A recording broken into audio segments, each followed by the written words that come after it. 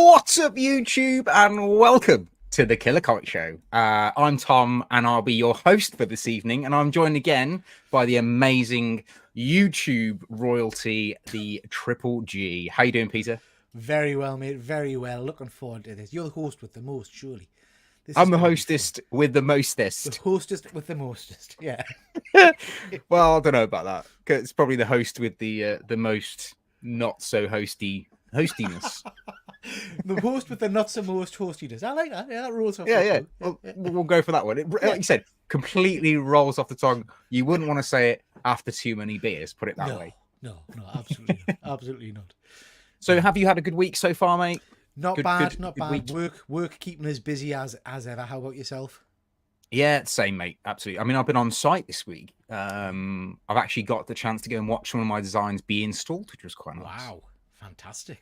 So pretty cool. And can I just say, Tom, you have always been a sexy beast, but I am loving the facial hair look. This is Oh, well, thank you very much, mate. It's doing it for us. It's good. Yeah. Yes. Very, very Well, smart. yes. This is the third time I've grown a beard over the last 35 years. The first time I did it was for my 30th birthday. So I did a Viking burial for my 30s. So we all got kitted up, the whole family, friends, we all got dressed as Vikings. It was pretty cool. So that was the first time I grew it. And then I grew one during lockdown because I couldn't be asked to shave. Yeah. And also shaved my head because I couldn't obviously go to the hairdressers. So yeah. But yeah, so cool. Since we moved to Cornwall and I'm no longer part of the fire service, I am able to grow a beard now. And I thought, why not? It saves shaving. However, I must say, although I don't have to shave every day, which is great, but the routine that has to go into it now is like shaving the corners, making sure I've got the beard oil in to make sure it's soft. I actually think it's worse. Yeah. And I suppose down in Cornwall, down where you are, they probably haven't got razors yet, have they? Are they still using like big knives and things to... Yeah, so we've got these things that are called machetes that you use for cutting down, trees and the things. I had to send my camel up to Exeter just to get me some razor blades. Oh, good man. So let's have a look, see who we've got with us this evening. We have Batdan. How are you doing, mate? You okay? Thank you for joining us. We've got Dr. Von Hoot. Your ears must be bleeding. We were literally just talking about you. I've heard about your antics at Thought Bubble. I actually didn't tune into last week's show, so I don't actually know all the bits of Thought Bubble because I actively avoided it because I'm humongously jealous. So I've kind of tried to stay out of all what happened and things. We've got Yonko Demands Treats. Welcome. We've got Captain Comics. And we've got everyone's favorite. We've got Fuzzy Dunlop. Oh, nice, and we've also got the favorite Heisenberg. We've got Leon Russell himself. Hello, mate. Nice to see you. Wow. Nice to see everyone is here. Unfortunately, Charlie isn't with us this evening. Charlie is had to go off for work, and he's probably currently on the train heading home. He might be able to join us a bit later if we roll on too much because of wibbling. But if not, he'll be back next week as per usual on the Thursday night slot that is the Killer Comic Show, because we all love to be here on a Thursday night, don't we, Peter? Let's get a yeah. We do love it. Oh, can we get a yeah? Yeah. In the chat, can we get a yeah? Silence. Just see that somebody's going to put a tumbleweed gif now on there. Anyway, we start the show every week with the business end, as Charlie says. So we are going to be looking at the Killer Comic covers that we've picked this week. And this is for November the 23rd. And up first, I believe, happens to be yours, Peter. So do you want to tell people a little bit about your cover that you've picked? Yeah, I love this. I mean, I'm gonna moan at first, Tom, because Charlie's pick is stunning. We should probably ban any. I'm just going to skip it. Yeah, just skip it. He's not here. He's not here, so hell with him. Do you know what I mean? To hell with him. Exactly. So I've gone for this one. This is Marvel Secret Wars Battle World. This is a homage to the original Secret Wars cover, which is probably one of my favorite covers of all time. In particular, I love I don't know if you've seen the Alex Ross version. I have, mate. Which is just phenomenal. So I'm always a sucker for these covers, particularly because it's got a whole host of my favorite characters on the front there, and I just think this is a really nice version by Ryan Stegman. So yeah, got some great images of some great characters on there. and it's just a classic. So yeah, I love it. Mm. I love it. And Stegman's got such a distinctive art style now with the Yeah. kind of like the dark. It's almost kind of got, he's got a bit Scott Williams like with his inking. Yeah. So he's got a real unique style, I think. Marvel really needs to keep hold of him, I think, because he's got such absolutely. good skills that, you know, he could go anywhere really. Absolutely. Normally, you know, I would say I'd like this as a Virgin cover, but I don't know. I love. There's something nostalgic about that Secret Wars banner for me. Yes. You know, yeah. So yeah, I love this one. I'll be buying this one purely for the cover buy. I probably won't even read the book, but I'll be buying. Yeah, it for the cover buy. yeah, same mate. To be fair, if I was going to buy it, I'd buy it just purely for the cover. Yeah. I like when they do that with the title and they actually integrate it. If it's just slapped on and it looks like it shouldn't be there, and that's when the Virgin covers, you know, come into their own. But this itself, it's almost like it's part of the artwork itself, which is really cool.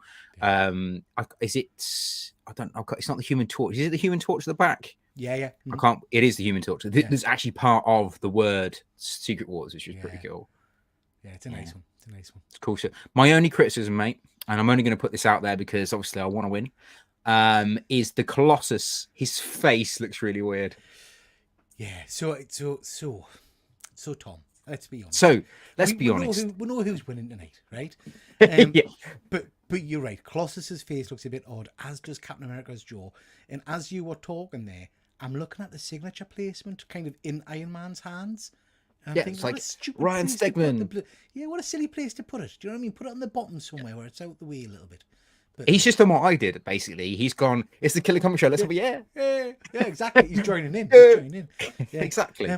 But apart from all that, it's an amazing cover. It is an amazing cover. So don't be put off by what we've just said. Vote for Peter if you think this is the best cover of the week. Next up is this one, but we're going to forget about that one. We're going to move on to my cover. So I've gone for So I've gone for Wolverine issue 39, and I've gone for the Tom Whalen X-Men 60th anniversary variant. I like this from a graphic designer's point of view, and how it's kind of been created as a graphic or like some kind of poster rather than an actual comic book. They did one of these for New York Comic Con a few years ago that I've got, which is the Avengers one with Deadpool in the middle. And it's almost like one of those kind of awesome graphic posters. So I fell in love with this as soon as I saw it. I was like, I've got to put this as my killer comic this week. And I love what they've done with Storm's cape. So it that's where it all starts, and they're all coming out of the cape.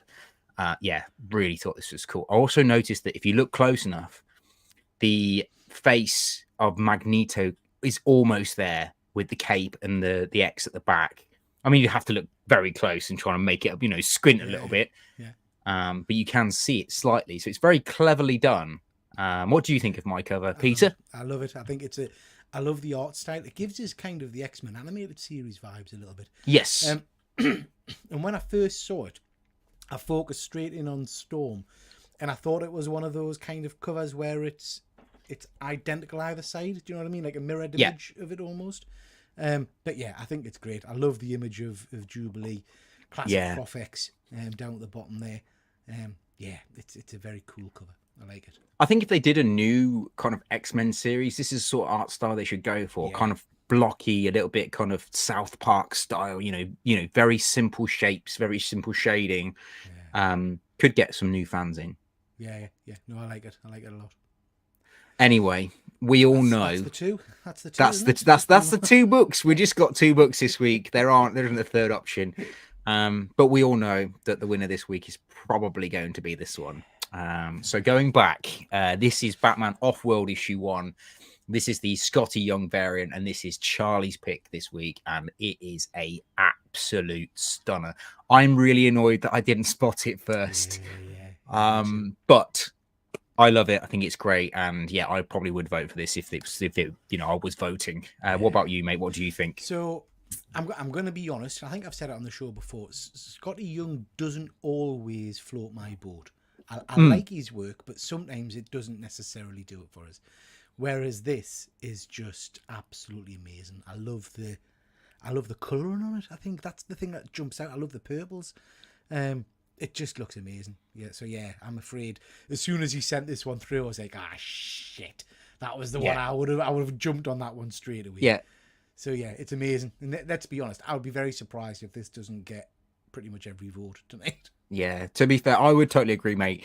If this was any other time, I think this one might just blend into the background slightly. But this week, I think we've both picked good, strong picks, but this one stands out above all the others. Yeah. This would be my pick, 100%. And I really like this shading on it. I do think the moon might be kind of unnecessary. Because it doesn't quite do anything. Like, you're not really picking up the vibes of the moon on the shading and stuff. But that's just me being really super picky to try and get people to vote for my book or your book. But yeah, I think this one's probably the better one this week. Very cool. I'm just It is spotting very Leon's comment there. Now we've said that, I can't unsee it, I'm afraid. Have you seen his comment? Yeah, oh, I'm going to pop that one up just so people can That's see. what she said, yeah. Yeah, that's what she said. Yeah. Now you've said that, I can't unsee. In fact, you're right. Now it's a shit cover. I think, in fact, it's a disgraceful cover. We should absolutely we disgraceful. Should remove that for profanity and obscenity. 100%. That's it. Yeah. Job done. So we'll go back through the covers. You've got Peter's cover, which is the Battle World Marvel Superheroes Secret Wars Battle World Ryan Stegman homage variant. You've got mine, which is the Tom Welland X-Men 60th anniversary of Wolverine 39. And then you've got this monstrosity, which is Batman Off-World #1 Scott Young variant with the bell end in the corner. Happy days. The vote is now live, guys. If you want to go and vote for the cover of the week, let's see, who thinks this is the best cover. Yeah. I mean, all I'm going to say is if you vote for this cover, you're voting for bell ends, which is wrong. You need to take a good look. So yeah, be careful. Yeah, you got problems, is what I'd say. Yeah. I really hope he gets no votes this week now. At all. Not even one. It would be tremendous. Just completely 100% for the two of us. Nothing for Charlie.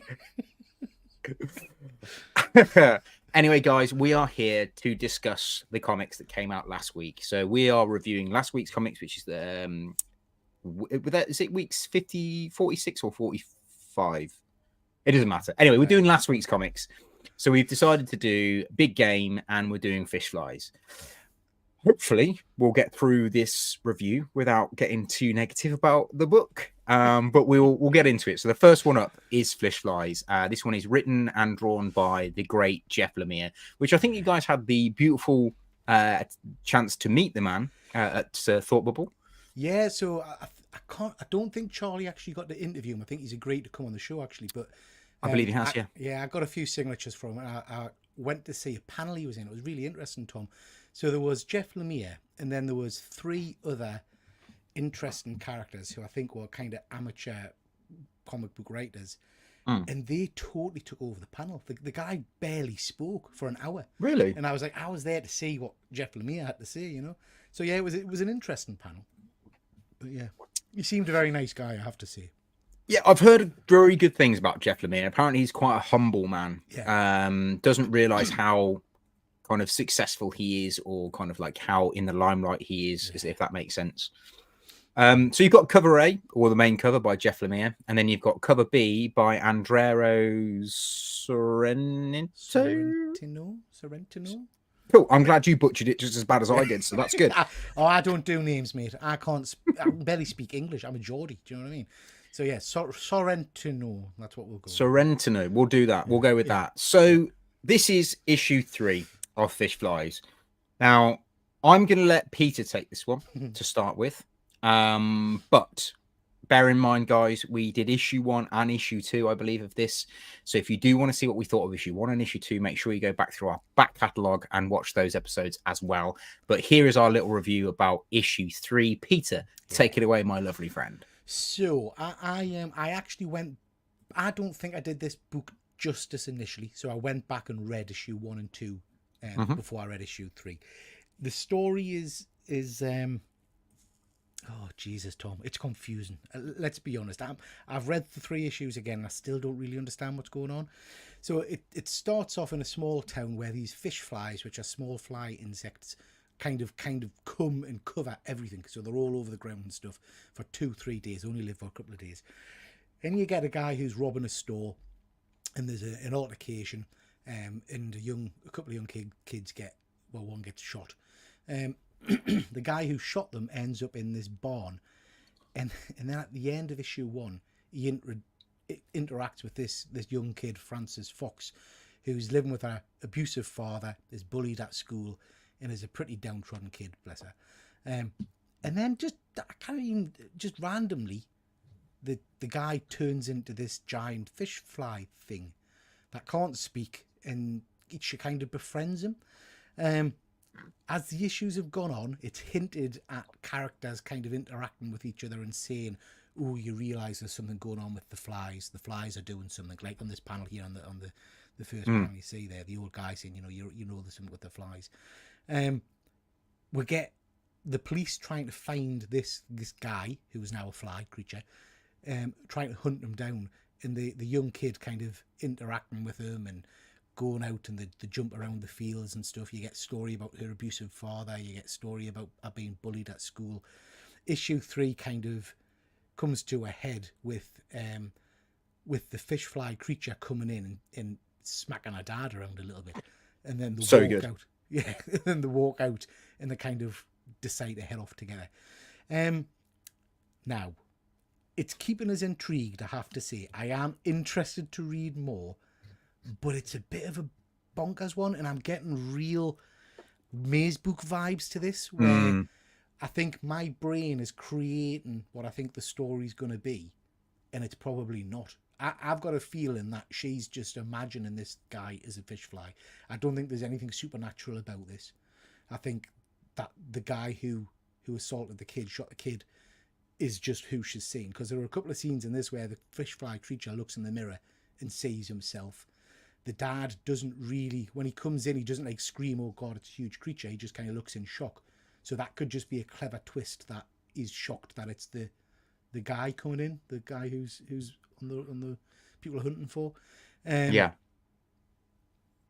All I know is I got to the end of May's book and I created a bigger story in my head than it actually turned out to be, if that makes sense. And I'm kind of doing the same with this.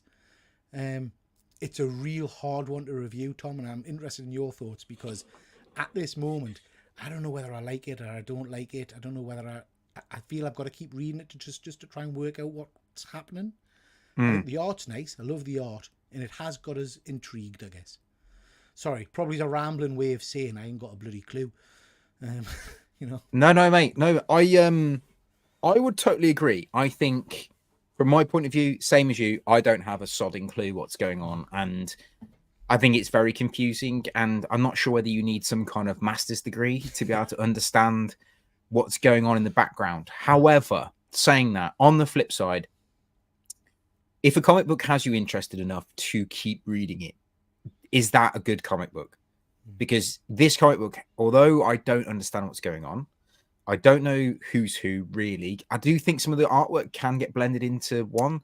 For instance, the guy who's been shot looks a lot like Francis Fox. Yeah. And then a couple of the other characters look very similar. So I got a little bit confused in places. But then it doesn't take a lot. I only got a small brain. But I think I am massively interested in seeing where it goes. And I think for me, that says it might not be an amazing comic book. It might not be something that I'm going to always rave about. However, it's a talking point. Yeah. So this is something you can talk to about with people. I mean, I just had a conversation with my wife's best friend's down visiting for the weekend, and I had a conversation with her about this book, and like said that it's about these flies that come to I think it's a backwater town in Texas, where like these flies turn up, and it actually is a real thing. These flies turn up once a year and almost like locusts and just plague the whole place. So it's based on a real thing. So you kind of bring that to someone, you say, "Oh, well, this book's about that." They're like, "Oh, I thought comic books were all about like Marvel heroes and DC and stuff," and it kind of opens people's minds a little bit. So in that respect, Jeff Lemire, job done. In kind of enjoyment wise, I kind of want to read a comic book and read it and be like, "Oh my God, that's awesome," or like, "That was crap," or, you know, get so into the action that I understand what's going on. This, like I said, I feel like I need a good degree to read it. Yeah. So it's the enjoyment level isn't there for me. However, I will be reading issue 4, and I'm sure we'll probably review issue 4. And as it keeps going, we'll probably continue to read it like we did with Little Monsters, and May's book, until we get to the point where it's like, this doesn't make sense anymore. We can't give it any more time. So what do you think, Tom? Do you think this is a supernatural comic and the guy's turned into a fly, or do you think this is all in the little girl's head? I think it's all in her head. Because no one else has seen the fly yet, other than her. And I have a feeling that the guy has just been, nurtured. It's kind of that. It's not Stockholm syndrome. That's the wrong word, isn't it? I know what you mean. But there's a condition where, like, when you're found by someone, even though you're evil and they've kind of nursed you back together, you feel compulsive to help that person. There is actually a thing about it, like, if you give someone something, they value it. Then they're going to return with tenfold. So I get the feeling that she's helped him get back to health. He's trying to help her by beating the shit out of her dad. I just think it's going to turn out that it's all in her head and he actually isn't a fly. That was just how she's dealt with it, if that makes sense. No, completely. And I think, like I say, again, linking it back to May's book, I persevered with May's book. It was very similar in style to this. There was stuff happening that didn't feel like it was reality. And you're kind of guessing all the way through as to, is this just in the dad's head, or is this going to be some kind of supernatural kind of element to it? And in the end, I still didn't really understand what happened. And I'm a bit worried that's what's going to happen with this. I think we're going to get to the end of it and I'm going to be no further forward in understanding what's happened. Exactly. And this ties into what Fuzzy said. He's read issue 1 twice and didn't enjoy it either time. Neither time was fun for him. And then he's also said by issue 3, you'd like to know whether or not you like the book.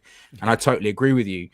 You would want to know by issue 1, 2, or 3 whether or not you actually enjoy the book. We're 3 issues in and I'm really on the fence. And I don't like that. It makes me feel uncomfortable. But yes, so what would you give it out of 10, do you think, mate? It's really hard because it's just such a weird book.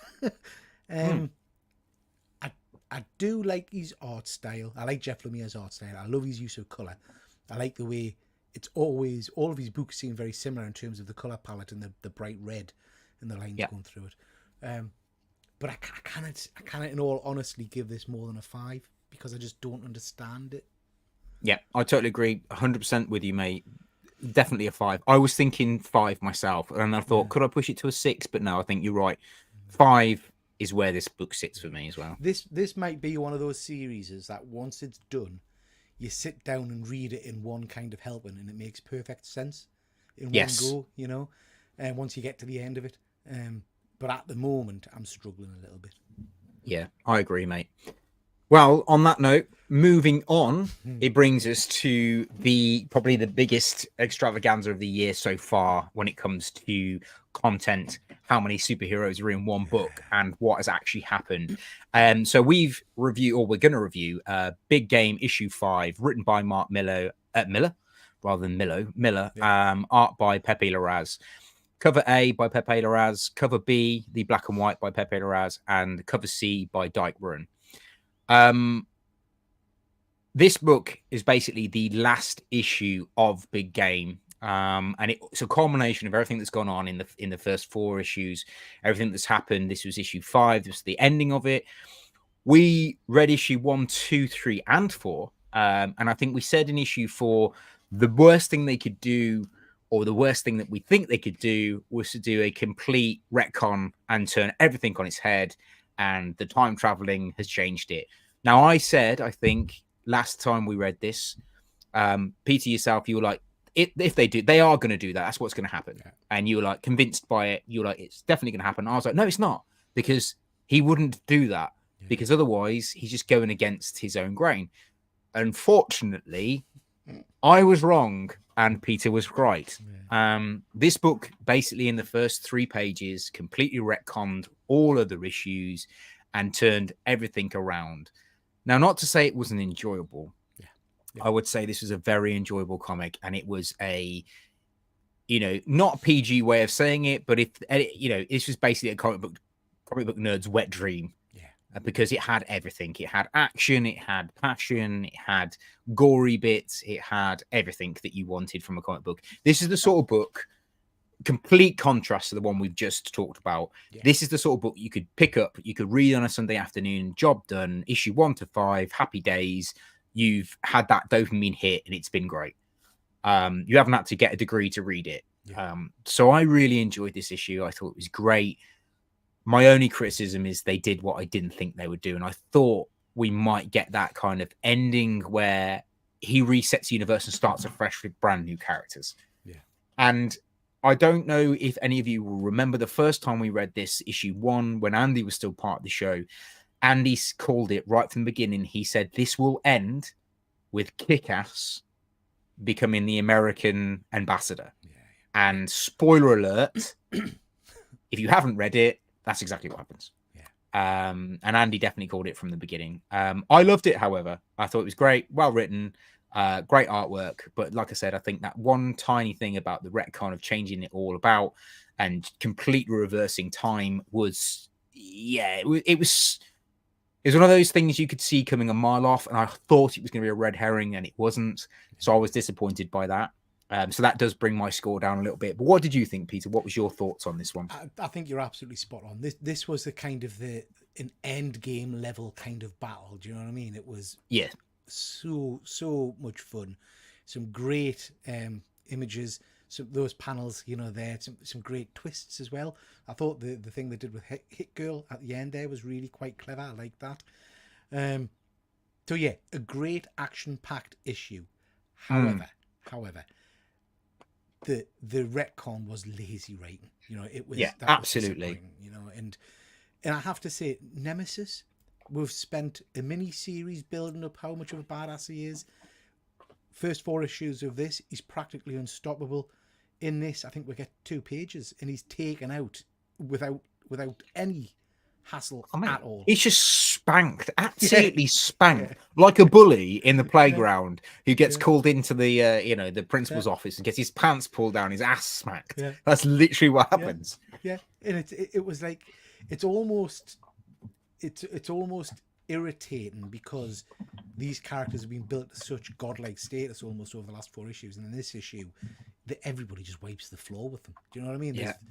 So disappointing in terms of that, but still thoroughly enjoyable, good action, great artwork. I love the fact that Kick-Ass has now got superpowers, or a super suit as it were. Yeah, I think that's great. I love the fact the Magic Order were brought in at the end there. That was a nice element to it. I liked how they twisted it. Yeah. How they managed to get them involved, because the whole series, this whole book, they were like, they can't get involved, it's not magical. I mean, Kick-Ass is literally like, well, it depends what angle you're looking at it from. He says that guy's name is literally the Sorcerer. You know what I mean? Come on. Yeah. So okay. So that was good. I like that. So yeah, overall I enjoyed it, but it suffered slightly from typical kind of mini series or big event books where the end is a little bit unfulfilling because the kind of the pull of the emergency cord, didn't they? And the jumped. Yeah. Didn't commit really to killing off some of these characters. In fact, I'm trying to think back now to issue. Have any main characters died in this? Nope. No, I mean that's what I was about to say. I think, as you were talking, I was thinking about a couple of my biggest frustrations in this book. And I think, firstly, Mark Millar is an incredible writer, but he went down the lazy route and did basically what Marvel and DC do every time.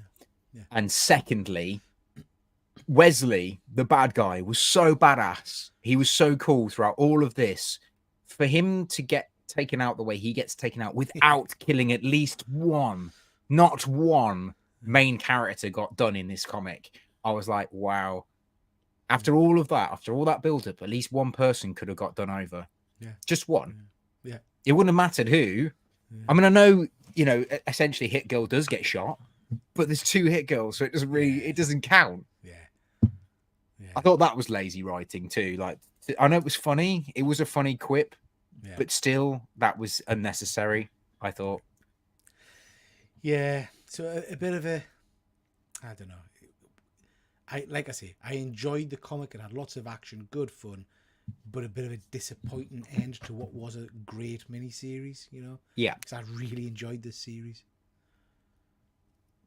Well, go on then. What would you give it out of 10? But it's in it's interesting because I mean, spoilers for people, but you'll remember an episode or two ago. I think when I started talking about the timey-wimey stuff, I said he's done exactly this storyline in Magic Order. So if you go back and read Magic Order, literally every character is killed off. All the main characters die, and at the end, there's a kind of a ha-ha. We've got a spell which actually reverses everything, and nobody ever died. Which is literally what this book is, you know. So he's kind of copied his own plot, really. Do you know there were rumors for years? I'm sorry to interrupt. There were rumors for years that Robert Kirkman, is it Robert Kirkman who wrote Walking Dead? In Invincible. Yes. Yeah. There was a massive rumor. I think it came out years ago that the way he wanted Walking Dead to end was Rick Grimes waking up in the hospital bed and everything could have been a dream. Now that would have pissed so many people off, and actually would have been so lazy as an ending. Yeah. But, however, what a talking point. This is going to be a talking point. It's like, I can't believe Mark Millar ended it that way, but we'll be talking about it for ages. Yeah, absolutely. Absolutely. Sorry, mate, go on. What would you give out of 10?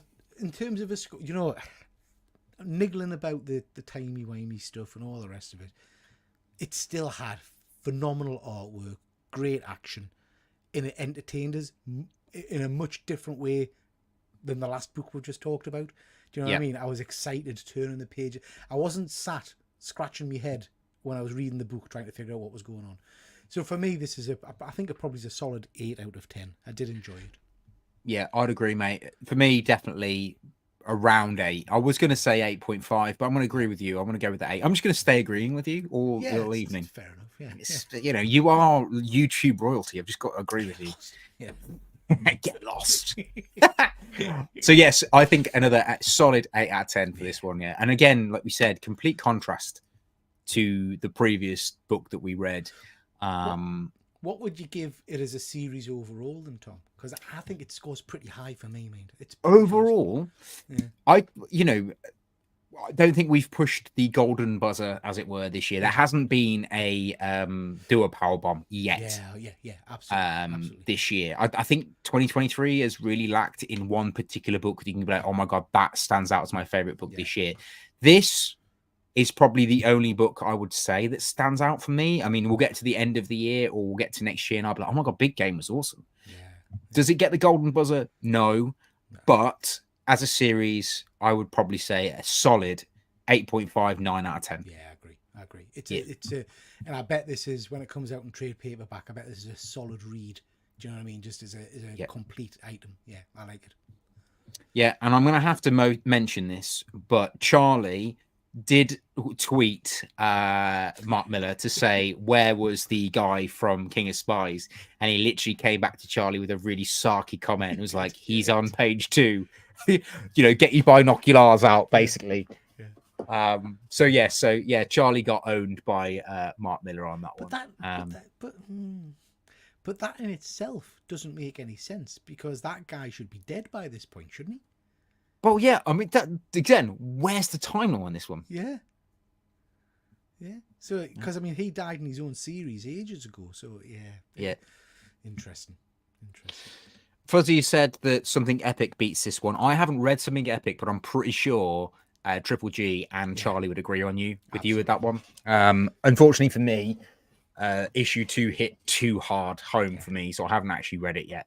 So I'll read the trade. I'm actually going to force myself to read it because apparently Something Epic is it's going to be a standout for this year for me. And I know we're only a couple of issues in, and I'm fairly sure you'll agree, Tom, but Transformers is most definitely going to be one of those big hitters for this year for me. Dude, I mean, I wasn't here last week, and I'm really annoyed that I wasn't here last week to talk to you about issue 2 and how hard hitting issue 2 actually was. I think we've said between the two of us that panel with Optimus Prime squishing the deer, that's the first time in my knowledge that's ever been shown in the comic book, how big and dangerous the Transformers are compared to everything else. I mean, obviously, humans die all the time in comic books and stuff, but showing that they can damage trees in the environment and kill animals just by stepping on them and not even knowing them there is something they've not explored before. So I'm really excited to see where Daniel Warren Johnson's going to go with this. Yeah, me too, mate. Yeah, I can't gush enough about this. Yeah. And I think I've said to you before, this is after the Michael Bay movies. This has really reignited my passion for Transformers. It started to wane a bit, I have to be honest. Yeah. But this has really got us right back on there with it, you know. Yeah, man, definitely. Me too. I'm 100% there. Anyway, we didn't come here to talk Transformers. That's we'll do issue 3, I'm sure. Yeah, yeah. So that brings us to the final cutoff order, top 4. I didn't realize we were doing top 4, so that's completely by surprise. So we're doing top 4. Just to remind you guys, final cutoff order is basically the final time that you can get your orders in with your local comic book shop before the kind of print order stops. So if you are looking for a particular book, I would recommend you go and have a look at the shops, especially Slab Crusaders. Have a look through the final order cutoff and get those books now, because if you don't get them now and they come up on the secondary market, you could be paying double, quadruple, 4 times the price of what they are retailing for at the start. Slab Crusaders request. Go on, mate. Sorry, I was just can I just add? I don't know the chap's name who's in charge of Slab Crusader. Is it Rick? James. James. I've been messaging him today, just for people that don't know, because I didn't realise. I jumped in on the Alex Ross connecting covers that were had up a little while ago. Yes. I hadn't realised that all comic books get stacked until you get in touch with them and ask them to send them out to you. So if you are waiting on those comics coming, drop them an email, and he sorts postage out there and then for you. Because that's what he did me today. I've had the same conversation with James, because I've got a stack load of books that I need to order. He is going to make some edits to the website, basically the about page, so you guys can find out a bit more about that. But we might actually I think we should add an extra slide here to say about that, what you were just saying, Peter, because I didn't know that either. Yeah. I just assumed that they would be sent out when they were done. I think he said he's emailing everybody that bought the X-Men Interconnecting covers, the Avengers covers, just to make sure they're aware of it. Yeah, definitely. Just so you guys are aware, for James specifically, if you want to get your orders in, you need to get them in before 9 p.m. on a Sunday afternoon, just so you don't miss out or anything. So first up is, I think this one might be yours, Peter. Yeah, it is. Just look at that cover, man. I know he gets a lot of flack, but I am a Superman fan. I do. A Superman fan? I am a big Superman fan. And that cover, just no words on it, just Godzilla turning and them staring each other out, I just think is amazing. Now, I've not read this series yet. I've heard mixed things about it. My pal Efren has read issue 1. He said it's great. But again, Tom, this for me is a pure cover buy. I just think that is such a striking image. So yeah, I love it. I think it looks amazing. So does Leon Russell, mate. Yeah, totally agrees with you. Yeah. I do too. I mean, John Boy Mayers is one of my favorite artists anyway. Yeah. So when you shared this with us, I was like, that's incredible. That is just top dollar. That, I mean, again, complete cover boy. I don't even know what the story is about, and I probably wouldn't read it. Yeah. But this is a sort of book that I think you could buy, slab it quite easily, quite cheaply, and it's a nice piece of art to put on the wall, in my opinion. Absolutely. I'd love to see a connecting cover of the other view of Godzilla staring down at, like the down at the Justice League. That would be awesome. Yeah. My only criticism, though, in the grand scheme of this, is like Godzilla is just a giant lizard, I suppose. He's got powers and this, that, and the other. He's a giant dinosaur. Yeah. I can't see how he would be a challenge for the Justice League. Yeah. If that makes sense. Like, surely he would be a challenge for Batman, but then Batman would work out a way of beating him like they do in the TV shows or the films and things. But for someone like Superman or even Green Lantern or even Wonder Woman, surely he's not a match for that kind of thing. But read the book and find out. Yeah. Maybe I'm gonna pick it up once the series is concluded. I guess you've got Superman's still got his no killing kind of ethos, but you would imagine he just smacks Godzilla in the face and it's done. You know what I mean? Yeah, true. Unless Godzilla, the reason Godzilla's got powers is he's eating kryptonite. Superzilla. Superzilla. Oh my god, Superzilla. And then next up, we've got Animal Pound, issue 1 by Boom Studios, a main cover by Peter Gross. I don't know anything about this one, but it's written by Tom King. So I'm sure I looked at this one a couple of months back, and it had a very interesting sounding synopsis. and I think I'm guessing here, Tom, but I think it's about the animals kind of planning to escape the pound. That's what people keep telling me, no, Fuzzy. My wife says not to worry about that kind of stuff, Fuzzy. She says it's fine, not to get hung up on it. Yeah, it sounded interesting, this one, when I read it. I think it's like a bit like Animal Farm kind of thing. But yeah, true. Interesting. Yeah, I mean, I've not heard anything about this. I mean, I'm not a huge Tom King fan. I think he ruined a little bit of Batman in a way. And I didn't like his Strange Adventures. Thought that was really cack, if I'm honest. But if this is a cover pick or, you know, something you're interested in, guys, make sure that you scan the QR code in the top right-hand corner. This will take you to Slab Crusaders and you can pick this book up. Next up on the list is mine. And now I couldn't just ignore this. J. Scott Campbell is by far my favorite artist. And I know he gets a lot of flack, but he's my favorite artist, 100%, hands down. And he's the nicest guy I've ever met. So I've gone for Ultimate Spider-Man issue 1. This is the brand new Ultimate Spider-Man written by Jonathan Hickman. So why would you not want to pick up issue 1? And also with J. Scott Campbell on the front, why would you not? And do you know what? It's the synopsis for this. We're finally getting a happy Peter Parker. Do you know what I mean? A happy Peter Parker. You know, and that's, we took that, well, sorry, Marvel, the swines, took that away from him years ago, didn't they? It's nice to see him back. Did you just say there you've met J. Scott Campbell? I have, mate. Yes. So I went to New York Comic Con for my 30th. Actually, I was 31 when I went to New York Comic Con because I did a bit of a Kickstarter sort of crowd fund thing. I didn't want Christmas cards, birthday cards. Yeah. Birthday message on Facebook, just donate £1 to the Get Tom to Comic Con fund.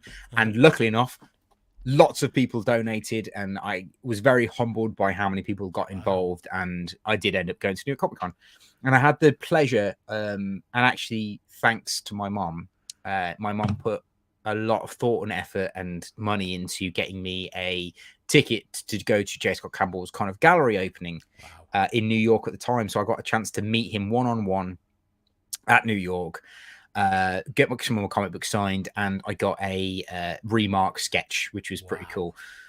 But I got a chance to talk to him on a one-on-one level that had nothing to do with Comic-Con. We were just chatting about New York in general, and he was like, have you tried this restaurant? Have you tried that restaurant? Who are you here with? I was like, well, I'm here with my wife to be. We're making a bit of a holiday out of it. We're here for a few days. We're not just here for the Comic-Con. We're going to go and do bits and bobs. And he literally got a pen and paper, and he wrote down all these restaurants and all these places we should see off the beaten track where no tourist stuff goes. And he's like, check these places out. You won't regret it. And then I'll see you at Comic-Con on Saturday. And I was like, yeah, cool. Awesome. Yeah. Thinking nothing of it. Did everything he told me to do. Me and Charlotte went and do all these bits and bobs. We loved it. And then at the Comic-Con, he spotted me from about, a good few people behind in the crowd, and he went, Tom, come here. Yeah. So I walked to the top of the front of the queue, and it was like, this is really weird. J. Scott Campbell's just brought me to the front of the queue. And then he handed me, I'll have to find it. He handed me a print, which is the Amazing Spider-Man issue 55, which is the Mary Jane in the wedding dress drawing. Yeah. And he'd signed it to Charlotte and me, because I'd mentioned to him at the dinner that we were thinking about having comic books on our wedding tables, and we were going to go for each kind of wedding things. And I'd said I'd want that one as our, top table. Yeah. So he got the massive print, signed it to me and Charlotte, and handed it over. He was like, have a lovely wedding. And he went, he handed it to me, and he's like, just take it, And then he gave me a couple of comics as well, totally free, nothing, not to pay him a thing. He was awesome. So that's where I'd already loved him anyway, but that just made it even worse. So now I'm obsessed. What a lovely thing to do, but mate, he was quality. And they say don't meet your heroes, but he was amazing. And I also got to meet Todd McFarlane, but that's a story for a different day. For another time, yeah. So moving on, I'm guessing this one is one of Charlie's picks. So Charlie's gone for Gangster Badass Barista by Black Mask Comics, covered by Connor Hughes and Finn Cramp cover. If you haven't read this, I've not read it, no. I would definitely recommend it. So me, Charlie, and Andy reviewed issue 1. And it's basically this girl who is a barista in a coffee shop who has a very dark past. And then someone gets hurt, or I can't remember, they get beaten up or they get killed in the barista in the coffee shop, and she kind of has to deal with it, and it's all to do with the gangs that she used to be part of. So it's quite a fun book. Sounds interesting. I would definitely recommend picking it up. Issue 1 was incredible. I don't know if we didn't do issue 2, I don't think, but we should. Maybe this is the sort of thing we should now look into, doing a graphic novel or a trade after a few weeks, where we kind of get in, well, I say weeks, months, where we do like a trade where, one of us recommends something and we do that. That would be quite cool to do. Yeah. I'd be interested in this. I'll have to pick this one up. It sounds interesting.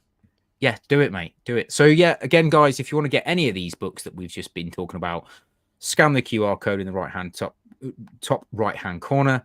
If you want the Justice League Godzilla versus Kong issue 3, Animal Pound issue 1, Ultimate Spider-Man issue 1, or Gangster Asperista issue 3. Again, please go over and support your local comic book shop. So that brings us to the killer indie picks of November 29th, which is next week.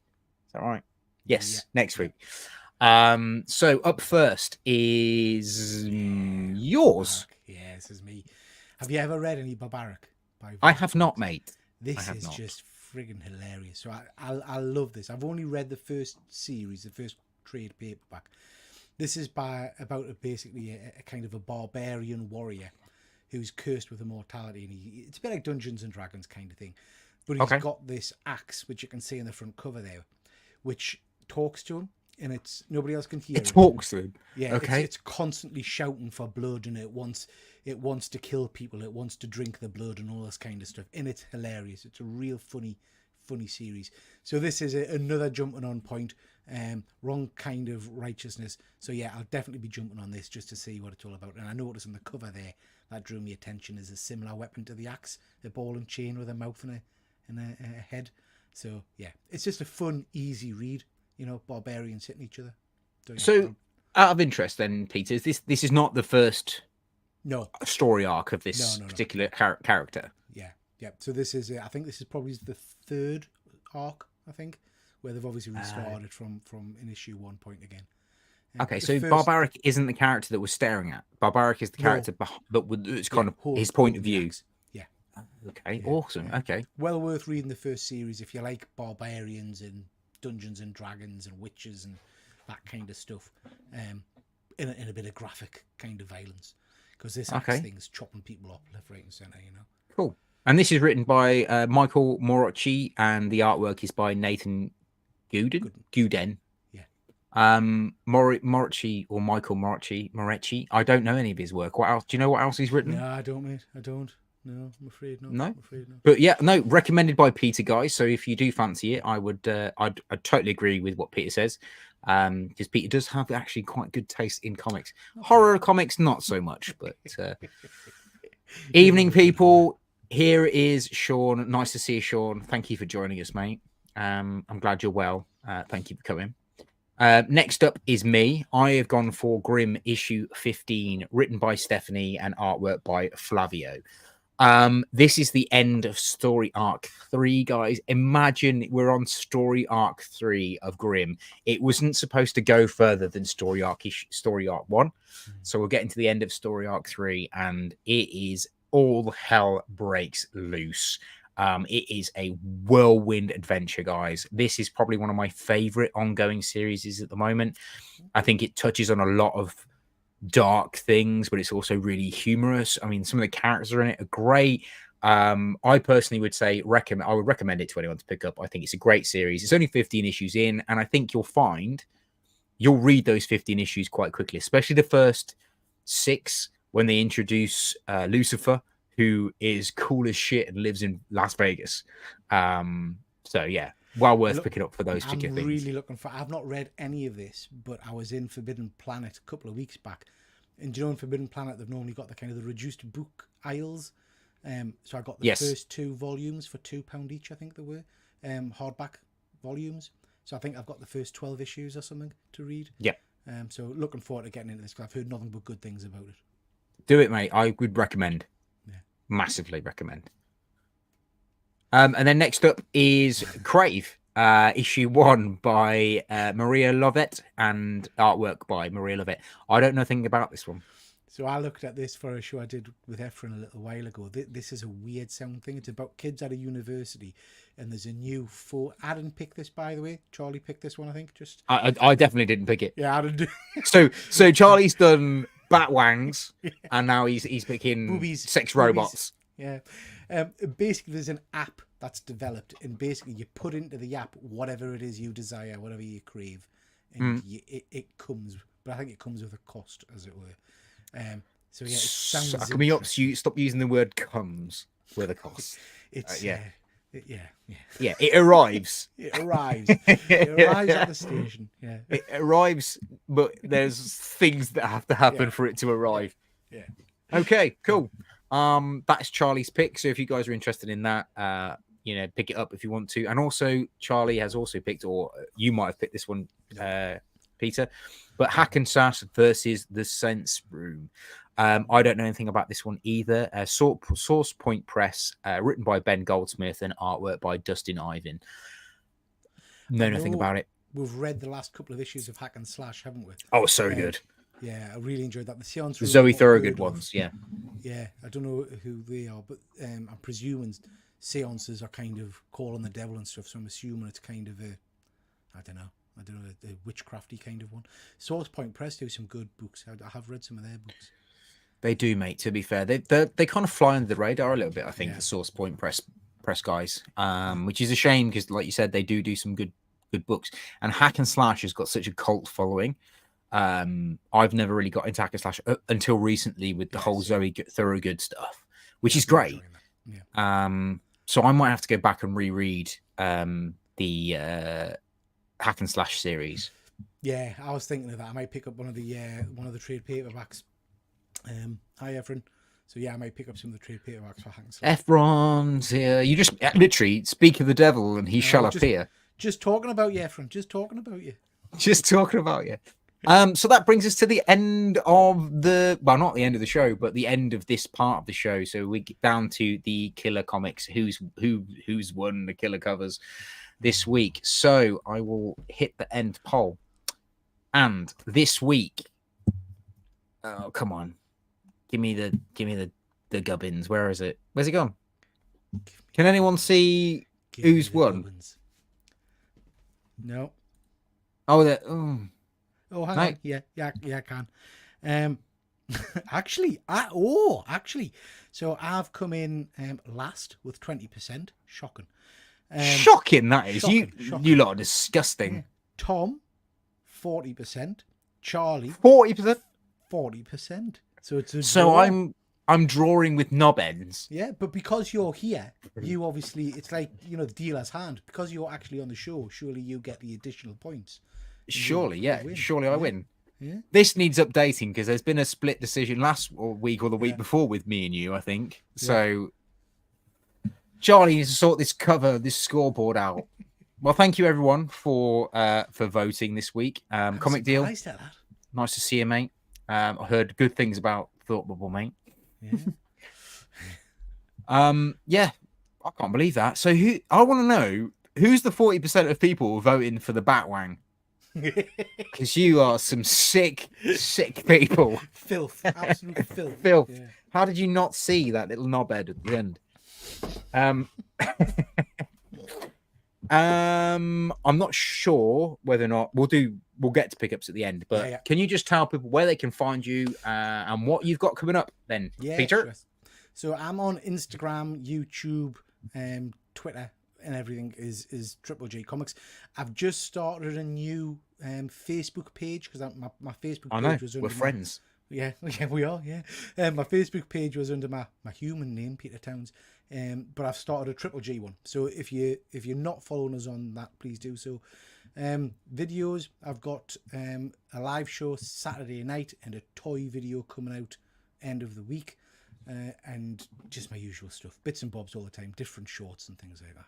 I'm currently going, and I'd be interested, people drop us a line if any you want us to do, but I'm currently kind of going through a nostalgia phase with my shorts. So I've done a short on Super Ted, Banana Man, and I've just done a one on Super Gran, which are all kind of horrendous shows from my past. My brain has just slightly gone off on one because I just had a sudden thought about you like making your own pair of shorts. So I've made some Super Ted shorts, Super Banana Ted Man shorts, shorts, Banana Man. and You don't want Banana to know where the Granny banana is on the Banana Man short. Filth, Yeah. absolute filth. If you're a child and you're watching this show, please don't phone in and complain. That So was lots filth. going on. Your horror show with Yeah, James Teagan James. Seems to be going very well. It is. We're doing very well at the moment. We do a show twice a week at least. We're on currently, we've been going about a month. We're on 94 subs. So if anybody's not subbed to One Good Scare, please do go check that out. It would be lovely to get to 100 subs. But yeah, that's great fun. We're enjoying that. Panels Let's and do a it, half guys. pint is just Pause this of video courage. now. If you're watching this on the rewind, pause this video now, go and sub up, and then come back. Yeah. It's all right. We'll wait. We'll wait. We'll just... Have you done it? Cheers, guys. Thanks very much. If you want to find Charlie on Instagram, he's Instagram Geeky Guy Comics, or he's on Twitter as Geeky Guy Comics. If you want to follow myself, I am Not Quite Mint on Instagram. Or if you are interested in any fitness or kind of health benefits or some kind of motivation or even just general mental health and awareness, then please follow me on Tom Malin PT. I am trying my absolute best to help everyone that I can with the knowledge I have. So please feel free to follow me. And my door is always open for anyone that wants to message me about anything in particular. I've got quite a few different skills and quite a few different things. So please do not suffer alone. Contact me. And then also, if you want to follow us as a group, the Killer Comic Show is also on Instagram, and we're also on Twitter. You can see the links on the far right-hand side at the bottom. So then, Peter, that brings us to the sneak peeks for next week's Peter's Sneaks Peeks. Peek sneaks next week's, yeah. Sneaks weeks next week. So what have you picked out of this little lovely bunch of books we've got going on here? Kill Your Darlings, issue number 3. Kill Your Darlings. Kill Your Darlings. So I read issue number 1, not read issue 2 yet, but this really kind of got me going. It was a really interesting book. I love the art style. I love the interaction. I love the interaction between kind of the animated imaginary world she's got and then the graphicness of the murder and the killing and things like that. So yeah, this is just an interesting book. Looking forward to reading that. Good man. Charlie has picked Somnia, which I think is written and artwork by Taylor Lorte. I don't know much about it. If I'd have known, I'd have got the synopsis up to read it. We've also gone for the next issue of Zoe Thorogood's Hack and Slash, which we were literally just talking about, which we are very much enjoying, and I'm pretty sure that one will get picked. The vote will go up, possibly not tonight, but maybe tomorrow. So please, guys, if you haven't voted before, make sure you head over to the community tab and vote for one of these books. I have gone for The High Roller, which is written by the guys from Fallout Boy and Lonely Island. So it's going to be a fun book, but it's basically about a guy who is a bowling champion, who also is a vigilante. So basically he goes back to his hometown. There's a lot of shit going on, and he just gets his bowling ball out and becomes a vigilante. So what's not to love about that as a book? Exactly. And also the Lonely Island guys are mad. And so is the Fallout guy, the lead singer from Fallout Boy. So that should be an interesting book to read. That's the one I really want to read because it looks very interesting. It looks cool. It does look cool. So that brings us to the end of the show. Have you got any pickups or anything you want to show us? I mean, we're not talking about nostalgic shorts. Yeah. Well, nostalgic. We might come in. You're a big Transformers fan, but I don't know. Are you a Masters of the Universe fan? You know what, mate? I would say if you go, like, it's really strange whenever I talk to people about my kind of what I grew up with, and I mention Transformers, the first thing they start talking to me about is all the other 80s stuff that came out, you know, He-Man, Thundercats, those sorts of things. I didn't really get into Thundercats or Masters of the Universe. I got more into the 90s kind of stuff that was on the edge. So obviously like Mask and Visionaries, they were kind of around that sort of time. So no, I didn't really get into Masters of the Universe until it came out in 2012, was it, with a new series? But yeah. So Yeah, I mean, you're missing out on I know. classic characters like. I think I had the haircut. Look at look at that. Look at that. You don't get That is figures cool. like that anymore. Do you know what I mean? No. Look at his big end. This is, I can't remember if he's called Spouto or something ridiculous. Like that. Spouto. But you can fill him with water and squirt stuff out of his big end. Which is do you know what? If people listen to this podcast, you can fill him full of water and he squirts it. Squirts it out of his big end, man. We've got Faker, who's just basically a blue He-Man. And we've got, this is one of my favourites. Have you heard of this one? This is Mecha Neck. You ready? Yes. Wait for it. Yeah. This might arouse you slightly, Tom. So brace yourself. Go slow. Look at his red helmet. Look at his red helmet. Again, if this is a podcast. So I got those. I also picked this up. This is amazing. This was an act of kindness from a good friend, Andy, Perpetual Comics. This is Scalped issue 1, signed by Jock and Jason Aaron. So he sent us this in the post. So over the moon with this. I've not read this series. That's lovely. So Andy, I know you'll be watching on the rewind. Really appreciate that, bud. So thank you very much for that. And this is what's really cool about the hashtag community. This is what's really cool about the groups that we are in and friends that we've made. Is we've all made those sort of connections where we can send each other AOKs and it means something. Yeah, absolutely. It's just lovely. I mean, I'll be honest, I've been having a tough time at work this last week. It's been a pretty shitty week. And I came home to get that and also these. So these are from Fuzzy Dunlop. Totally unnecessary. Nice one, Fuzzy. Totally out of the blue. Just sent us these. He said he knows my love for wrestling. Lying bastard. So he sent us that Thor, which is amazing. I love that cover. That is cool. I like that. I might have to get that one. This is All Hallows Eve. So Amazing Spider-Man. So again, absolutely over the moon to receive them from Fuzzy. And again, you know, I get very sentimental about shit like this. So stuff like that. Me too, mate. Means a lot to us. So I appreciate that. It's those little kind of thoughtful things. I mean, obviously, I'm not really sure how much those books cost, but if you know, even if they are like the £1 bin comics or like the £2 bin comics, making that kind of lovely gesture to someone to get, even if it's a £1 comic, to put it in the post to send it to someone, it can make someone's day. And like you said, you had a pretty shitty week at work. To get those books has perked you up a little bit, gives you a bit of momentum and a bit of positivity going into the weekend, which is so cool. I mean, thank you to those, thank you to Fuzzy and Perpetual for doing that. Yeah. Legends. It's just very nice of them. Very kind. I know you love your horror, so I picked this up. Do you know who this is? What the fuck is that? This is a what the actual fuck is that? This is speaking of making someone's weekend better. What is this? This is what's in your bedroom. No, this is a 1/6. What's in my bedroom? Hiding under your bed. Yeah. Waiting to see you. This is a 1/6 scale Sam from Trick or Treat. My first 1/6 scale action figure. This is a little kid who's got a pumpkin for a head, and goes around killing people who don't love Halloween. So it's my first 1/6 scale horror figure. So looking forward to unboxing that and getting into him. Yeah. What he said. Absolutely. Exactly what he said. Darren Warner Johnson plus wrestling equals better. Yeah. Go with that. What about yourself, and that's everything. Tom? Do you say that's it, mate? I've got one and only comic to share this week.